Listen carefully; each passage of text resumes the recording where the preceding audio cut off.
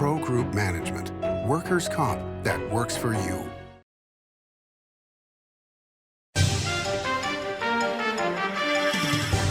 Welcome to Nevada Newsmakers. On the broadcast today, covering the legislature for the Las Vegas Review-Journal. McKenna Ross joins us for the whole show on an all-new Nevada Newsmakers. When in Carson City, Nevada Newsmakers records in the conference room of the Nevada Builders Alliance. Coverage of the 2025 legislative session is brought to you by Pro Group Management, workers' comp that works for you. NV Energy, proudly serving Nevada, providing electricity to 2.4 million electric customers. The Retail Association of Nevada, looking out for business. And by Story County, helping build Nevada's future. Your good times are at Tamarack Casino during the $150,000 Denim and Diamonds giveaways with cash and free play drawings every Thursday and Saturday, and $30,000 in grand finale giveaways Saturday, May 31st, including a top prize of $20,000 guaranteed. Your good times are at Tamarack Casino.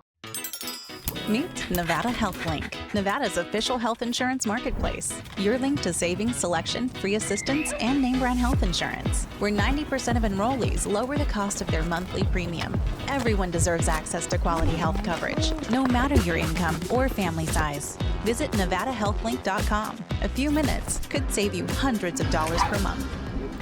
Nevada Health Link. Our plans are made for your plans. The trucking industry is the most resilient link in the supply chain, moving 95% of our freight in the Silver State.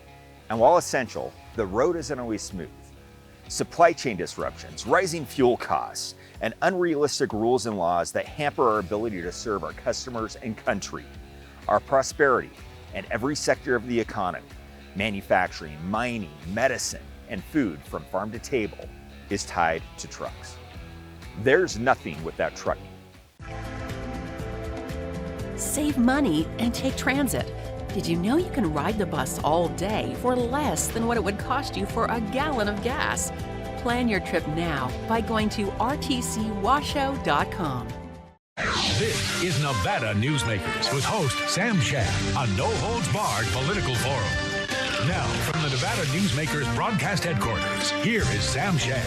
And back on Nevada Newsmakers, coming to you from Carson City, from the home of the Nevada Builders Alliance. We are delighted to welcome to the program for the first time McKenna Ross. She is a terrific reporter for the Las Vegas Review-Journal. I've enjoyed your work for the last few years. Thank you for doing this today. Happy to be here. Thanks for having me. So, I have been semi-joking on this program for the last few months that with the film tax bill that's going through, the two versions now, that we should invite Tyler Perry, who has done so well in Georgia, to explain how things work and what we can learn from him. You went me one better, and you did a complete investigation on exactly what's been going on in Georgia. Share with us the benefits and potential detriments of what Georgia has done and how that might apply to what we're doing here in Nevada. Yeah, sure. Well, Georgia's a really interesting example of this state. I thought I really understood it when I had one of my first interviews with the industry representative in Georgia, the Screen Coalition Alliance there. You know, she told me that if you're not all in, then you're not seeing the benefits that they get. And I think that's really the story of Georgia. They've been doing their tax credit program since the 2000s. It started in 2005 and really got rebooted in 2008 to the situation that it is today. And they basically have unlimited amounts of tax credits available to these companies. These companies can come in and, you know, apply as long as they're eligible for certain eligible expenses. Then they can get their program approved, or their production approved, and the program will accept as many as they deem necessary that year. And it's really grown over the years to be, you know, $1 billion program and $1 billion industry. Now we know Georgia to be a huge name in the Hollywood space. And we can think of tons of different productions that have been done there. I mean, I can think of all these different Marvel things, all of these TV shows on Netflix, even movies that you wouldn't really expect to be filmed there, like the recent Saturday Night Live movie. Saturday Night was filmed in Georgia. So it all really depends on the investment that the state is willing to do. And then the business might come after. So one of the things that surprised me was that they don't make the state of Georgia doesn't make a whole lot of money on this. Is that right? Right. The fiscal return is pretty low for the state. So, but the industry group might argue that the return comes in the windfall in other parts of the Georgia economy. So it's kind of a trade-off for lawmakers here to decide if they expect to get all of their tax revenue back, or if they want to realize their gains, in a more social and economic development way.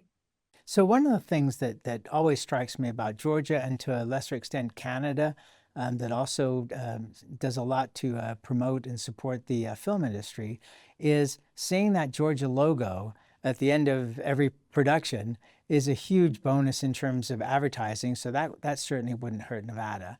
But I wonder, when they talk about the numbers of people that would move here for construction and then move here permanently, where in the world are they going to live? Yeah, that's a great question. I think this is the kind of question that shows that, we can't look at this only through the lens of these two bills that are on the table right now. It is about, if you invest in the state in this way, how are you responding to the other existing, challenges that this state is facing? So, of course, the intention of the legislation from both Senator Lang and Assemblymember Howdy is to, provide jobs for Nevadans, people living in the state. And they could, they're the existing workforce that's already, skilled in these kinds of jobs, because we have so many production relevant jobs here in Las Vegas. But, still we will need to upskill some people, and that's the education components of these bills. That being said, I think, it's right to wonder how people from California might come to Nevada more if this does come to pass. Yeah, I mean, because the numbers were pretty huge. I think the permanent staff was around 18,000, right? I can't remember off the top of my head. Oh, okay. But it was a pretty big number, especially when we're considering, what's going on. In talking to Steve Yeager, the speaker, and other members of the legislature, there was a lot of doubts about this. Is that the same feedback you're getting, and is that still continuing, or do you feel that the legislation is moving forward at this point in a positive way? I think it's mixed. Maybe both things can be true at this point. There is definitely a lot to negotiate, but at the same time, there's clearly a lot of interest, because if this was a no, it would be shut down, a while ago. However, both of these bills have, met the first deadline that passed on Friday out of their committees. They're expected to go to their respective money committees, and next week we have first House passage. So, it remains to be seen how the lawmakers actually vote when the time comes. But I do believe that there is an interest, and perhaps it just needs to be negotiated. But I do think it also just depends on, the state's budget overall. And so this is kind of one of those negotiations that I could see going until the end of session. Do you expect a cavalcade of stars showing up from Hollywood and having their photos taken with all the legislators again? I know that the front page of the RJ would love that if it happened. Good thinking there. Good thinking. One of the things that I find interesting about these kind of proposals is the transferable tax credits. Because when you look at Tesla, which was a fantastic thing for Nevada, both of the Tesla deals, and certainly changed the face of Northern Nevada forever. But Tesla actually made more money on the transferable tax credits by selling them to MGM and other gaming companies than they did selling cars. What's the feeling about that you're getting? Well, I think that lawmakers don't necessarily address it too much, because they have so many transferable tax credits in other sections of, the state, like you just described. So maybe for them, it's just a negotiating tactic, or a point, like I said, in a tool in the economic development inbox. But I do think that, for the larger public, there's not a lot of understanding of what a transferable tax credit is. and how it's actually used. And so it kind of doesn't get as addressed as it could be. One of the things that is a potential looming crisis to an extent is if Medicaid funding gets cut in the state. Now, Senator Robin Titus on this program said that we have monies that we could apply to that, the rainy day fund especially, and so that is not a major crisis. But giving up the amount of money that the film industry would like to see go towards it, or at least the two companies that have joined together, is that part of the conversation? Do we do one or the other or both without us knowing what Medicaid's going to end up being? Mm-hmm. Yeah, it is, that balancing act. And I think that's why, there is such a mixed reaction in the legislative building right now. I think, people, the larger public is super interested in something like this. Every time I go to these hearings or, even read a story about something like this, there's tons of feedback and lots of people share their opinions that whether they want it to come or they think that that money should be used on a state's problem elsewhere. There's just so much to consider. And so, maybe lawmakers have to consider what their public wants and how they want the state to invest in the future versus, the pressing needs. And perhaps it's just one of those things that you can't really decide until you have all the numbers, which we have months until we really understand the full economic. Yes, actually, it's actually at this point less than 2 months. So yes, the clock is ticking. Now, is Summerlin versus UNLV's location, are either of those winning out at this point, or is that moot at this point? Well, I would say that there's a lot of momentum behind the Assembly bill. That's the location, the Summerlin Studios location. Two really large names behind it, Warner Brothers Studios and Sony Pictures Entertainment, plus with land that's already entitled and kind of ready for development by Howard Hughes Corporation, which obviously has a pretty large name here in Las Vegas as well. However, they're considering both equally, and I think it'll just come down to, after they pass both of their houses, if they do that, how they work the two bills together. Have you had any noise out of the governor's office as to what way the governor thinks on this? No, we asked him in a recent interview how he felt about it, and he reiterated his point from last session, which was that he felt it was too much money to ask for. And at this point, I think that's the same concern, the ones that we just discussed with the other lawmakers. But he said that if it was a jobs bill, he'd be more interested. And so I think determining what that means and how you present that will be the obstacle that these groups have going forward. All right, let's take a break. We'll come back more with McKenna Ross from the Las Vegas Review-Journal after this timeout. Like a traditional handmade basket, retail is woven into the fabric of life in Nevada. From big box to mom and pop, retail supports our communities in countless ways. Jobs for the disabled, team uniforms for kids, help for the elderly, and so much more. Retail employs over 1 in 10 workers. Retail supports Nevada, and we support retail. RANNV.org. Pro Group Management is the place where companies can find workers' comp solutions that are designed to meet their specific business requirements. As regulations evolve, Pro Group takes a proactive approach to clear the path to make sure your business stays ahead of the curve. Knowing your workers' comp program is optimized, you can focus on other important matters related to your growing business. Pro Group Management, workers' comp that works for you. A power line is more than a power line. It's maintaining the bottom line for small businesses. It's keeping the assembly line moving for our workforce. For our brightest minds, it's meeting a deadline. It's on the front line with our heroes. And on the sidelines of the biggest games. It's a direct line to our loved ones. And it's a lifeline for the most vulnerable. There's a lot on the line. The Nevada Builders Alliance has been protecting the interests of the construction industry for over 50 years. Our programs save members thousands of dollars every year and allow them to provide much-needed benefits to their employees. Our industry also allows Nevada to grow. If you're thinking about a career in the construction industry, reach out. And if you haven't thought of a career in construction, what are you waiting for? We are the Nevada Builders Alliance.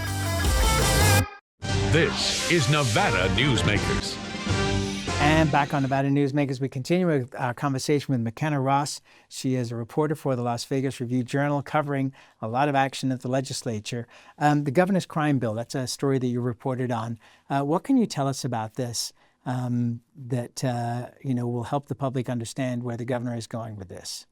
Yeah, the governor is really looking to strengthen some penalties and define other crimes in the bill. It's a really large bill, but it also has a big price tag on it. The fiscal note from the Department of Corrections for future biennia was more than $40 million per budget cycle. So I think that it expects to have potentially more incarcerated folk, or at least just more costs on the criminal justice system that could be incurred. And so there's a lot of pieces that would really strengthen penalties, lowering the retail theft crime threshold, addressing cyber stalking and DUI crimes.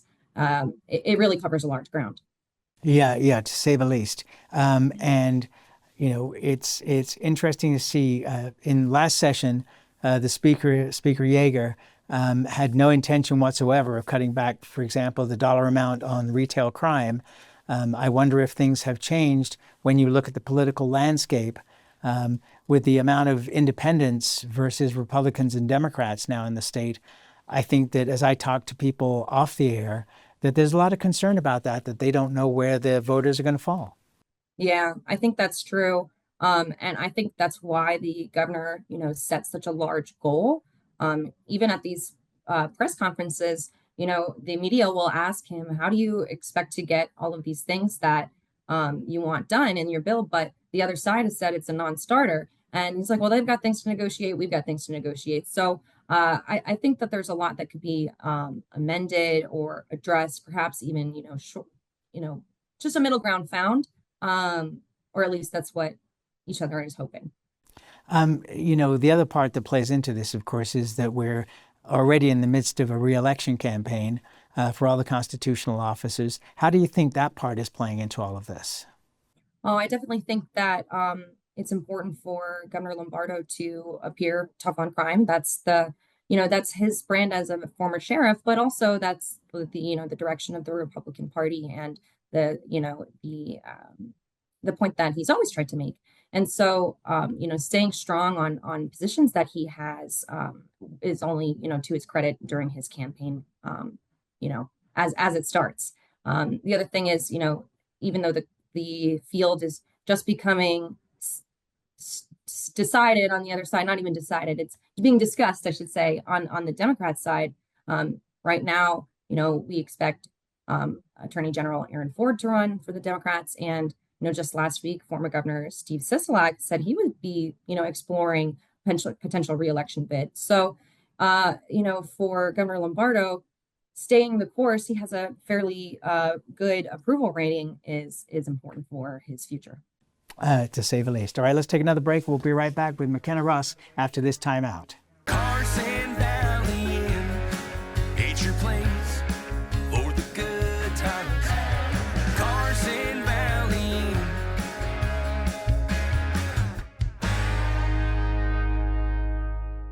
As you know, Reno is booming. Toll's development company is helping it grow with insightful design and development, building community with every project, adding beauty, adding excitement, emphasizing our shared humanity. Reno is becoming bigger. Toll's development is helping it become better, more livable, more enjoyable. To learn more, go to tollsdevelopment.com. tollsdevelopment.com.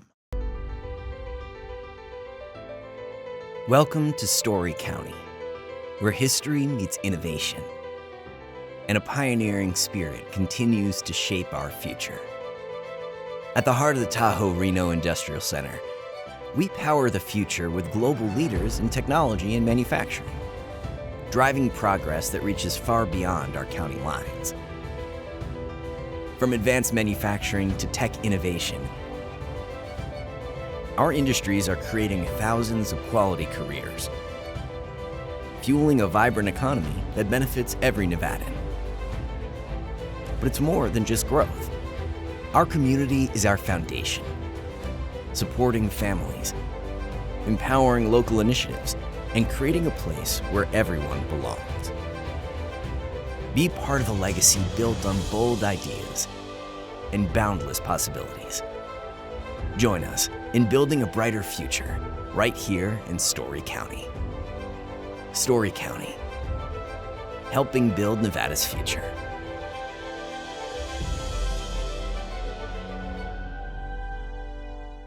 This is Nevada Newsmakers. And back on Nevada Newsmakers, we continue our conversation with McKenna Ross, who's doing a terrific job covering the legislature for the Las Vegas Review-Journal. One of the things that I guess it didn't surprise me, but the governor threatening to veto Joe Dahlia's bill for medical aid in dying. In the past, it's been called the Death with Dignity bill. This exists in other countries. It exists in Oregon, California.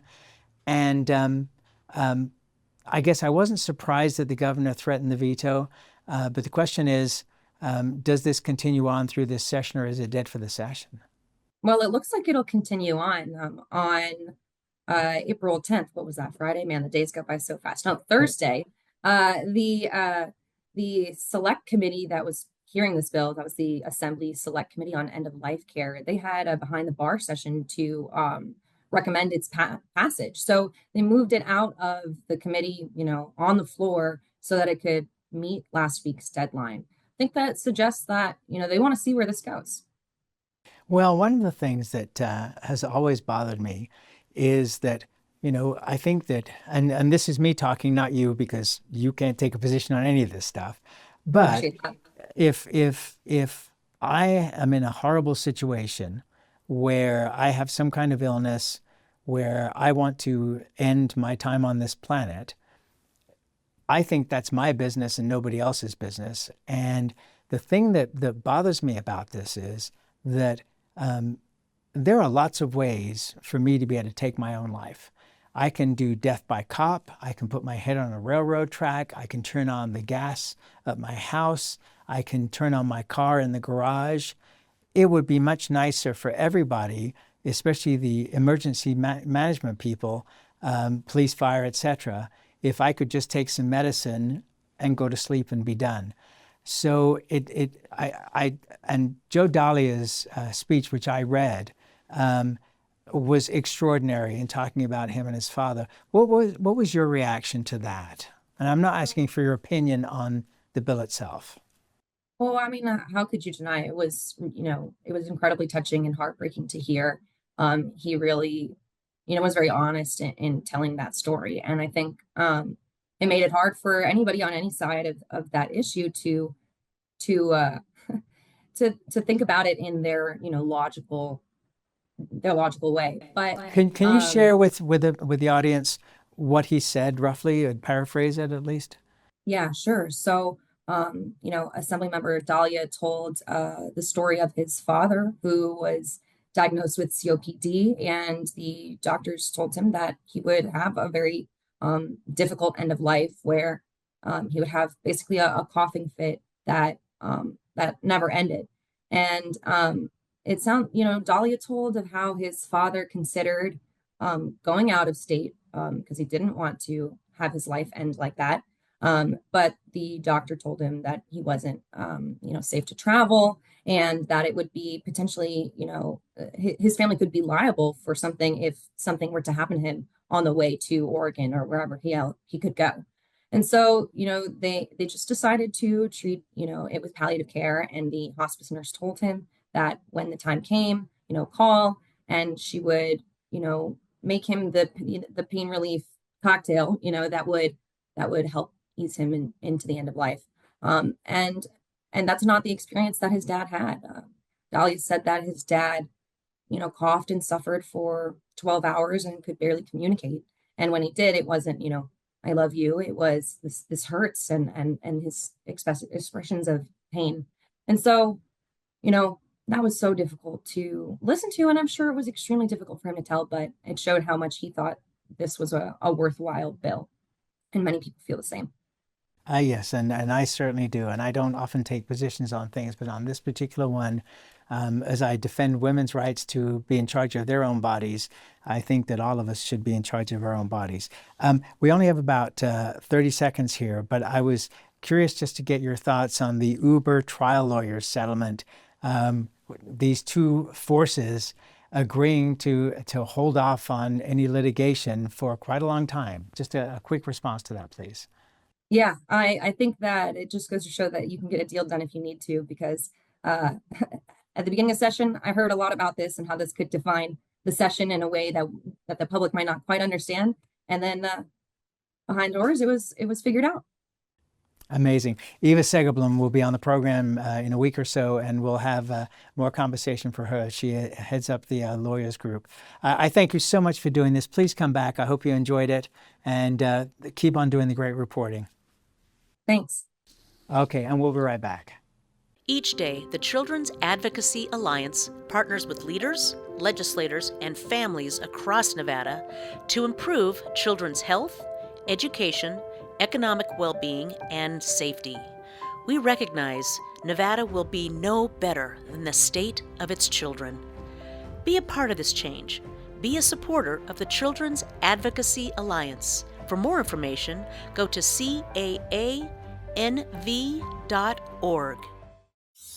Imagine a magical garden that feeds Carson City's hungry and homeless, teaches our high school students agriculture, creates hanging floral displays to beautify downtown, and yet charges nothing. It's not magic. It's the Greenhouse Project. It's real, it's growing, and it needs your help. Go online to carsоncitygreenhouse.org so together we can grow it forward. For 50 years, Nevada Heating has been keeping people comfortable in their homes. At Nevada Heating, call the Do It Right guys and get the air conditioning back on today. That's the Nevada Heating way. Why sweat for days on end when Nevada Heating can get your air conditioning fixed today?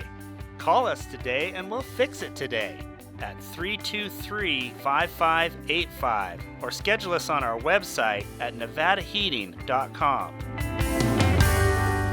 When in Carson City, Nevada Newsmakers records in the conference room of the Nevada Builders Alliance. Coverage of the 2025 legislative session is brought to you by Pro Group Management, workers' comp that works for you. NV Energy, proudly serving Nevada, providing electricity to 2.4 million electric customers. The Retail Association of Nevada, looking out for business. And by Story County, helping build Nevada's future. Thanks for watching Nevada Newsmakers come to you from Carson City, from the headquarters of the Nevada Builders Alliance. We'll see you on the next broadcast. Thanks for watching.